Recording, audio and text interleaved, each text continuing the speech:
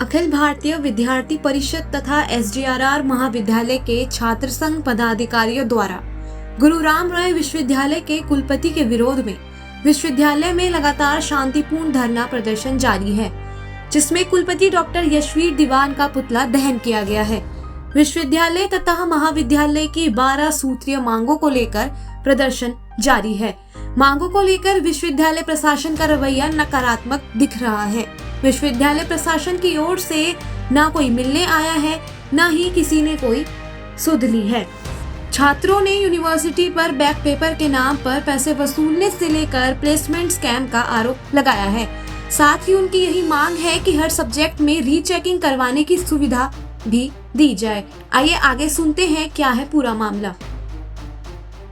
अभी आज से 4 दिन पूर्व अखिल भारतीय विद्यार्थी परिषद का संपूर्ण जो छात्र संघ पैनल है श्री गुरु राम राय महाविद्यालय का, वह अपनी कुछ मांगे लेकर श्री गुरु राम राय विश्वविद्यालय के कुलपति जी को मिला था, क्योंकि एक संपत्तियों का बंटवारा भी इस महाविद्यालय और विश्वविद्यालय के बीच में होना था। जो हॉस्टल उन्होंने कॉलेज का एक्वायर किया है, जिसमें सरकारी पैसा यूजीसी की ग्रांट का लगा हुआ है, उसके संदर्भ में बात करनी थी। और विश्वविद्यालय के भी तमाम विषय थे जिसमें अखिल भारतीय विद्यार्थी परिषद के माध्यम से वो ज्ञापन देने गए थे, लेकिन कुलपति जी लगातार अदृश्य है, वह कहीं किसी से मिल भी नहीं रहे हैं। उसके पश्चात जब छात्रों ने आंदोलन किया, उन्होंने प्रदर्शन किया, तो उसके एक दिन बाद वो आए और उनका सीधा कहना था कि इन मांगों को पूरा होने में 1.5 महीने का समय है, उस पर भी हम विचार करेंगे।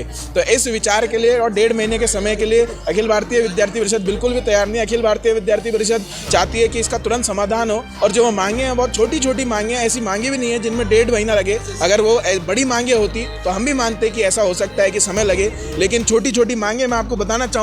जैसे रीचेकिंग की फीस की हम बात कर रहे हैं तो वो 2500 से 500 करने की हम बात कर रहे हैं, और रीचेकिंग के लिए जब बात होती है तो दो सब्जेक्ट का अलाउड होता है। हम चाहते हैं कि वो प्रत्येक सब्जेक्ट में अपने रीचेकिंग अप्लाई कर सके। उसके पश्चात जो पिछले साल फेस्ट के नाम पर अवैध वसूली की गई और जो फेस्ट कभी ऑर्गेनाइज ही नहीं हुआ, उसकी फीस का हम चाहते हैं कि उसको वापस किया जाए। और उसके अलावा जो रिक्रूटमेंट के लिए यहाँ पर कंपनी को टेंडर दिया गया है, जो अवलोक्या कंपनी है, जिसमें कहा जाता है कि वो विश्वविद्यालय के कुछ अधिकारियों के परिवारजनों की कंपनी है, उस पर जांच बिठाई जाए और उस कंपनी को तत्काल प्रभाव से बर्खास्त किया जाए। वह जो स्पेशल बैग का आयोजन इस विश्वविद्यालय में किया जाए, ऐसी अनेकों मांगे विद्यार्थियों ने रखी है। और प्लेसमेंट सेल के गठन यहाँ तुरंत किया जाए। मैं आपका ध्यान एक और बटाना चाहूँगा, यहाँ पर अगर हम कैमरे को थोड़ा सा घुमा सकते हैं तो एक स्कैम मैं आपका सामने भी दिखाना चाहूँगा कि यहाँ पर जैसे प्लेसमेंट का बोर्ड लगा है, उसमें तमाम बड़ी कंपनियों के नाम लिखे हैं। जैसे इन्फोसिस का नाम उसमें है, महिंद्रा का नाम उसमें, ICICI बैंक का नाम उसमें है। लेकिन जब हाईएस्ट प्लेसमेंट की बात आती है और प्लेसमेंट की फ़ोटोज़ की बात आती है तो उनमें नाम किनका आता है? जब स्टूडेंट्स को प्लेस करने की बात आती है तो आपको ऐसी कंपनियों के नाम सुनने में आते हैं जिनका नाम आपने सुना भी नहीं है, जैसे stellar data structure, smart brain engineer. तो ये कंपनियों का नाम झूठ के तौर पर क्यों लगाया गया? जब प्लेसमेंट नहीं हो सकती है तो विश्वविद्यालय उसका प्रचार ही ना करे।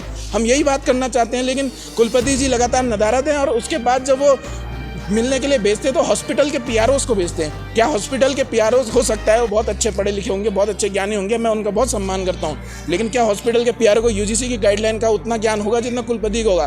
क्या हॉस्पिटल का PRO UGC की गाइडलाइन के तहत यूनिवर्सिटी के अंदर नए नियम लागू कर सकते हैं? क्या वो इसके लिए अधिकृत है? और अगर वो अधिकृत है तो इसकी भी जाँच विश्वविद्यालय की होनी चाहिए। ऐसी मांगे हमारी इस विश्वविद्यालय से हैं।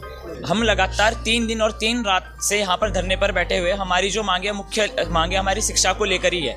सबसे पहले ये है कि यहाँ पर बच्चों को बैग के नाम पर 5-5 हज़ार उनसे बैग क्लियर करने के लिए जाते हैं, और एक कॉपी दिखाने के यहाँ 2500 रुपये लिए जाते हैं। और छात्रों को जिस प्रकार से यहाँ पर दबाव बनाया जाता है, जानबूझकर बैक लगाई जाती है। हम इन्हीं मुद्दों को लेकर, कई मुद्दों को लेकर यहाँ पर धरना दिए हुए हैं, लेकिन VC हमारी मांग सुनने को तैयार नहीं है। ऐसी ही अहम खबरों से जुड़े रहने के लिए चैनल को लाइक और सब्सक्राइब करें। धन्यवाद।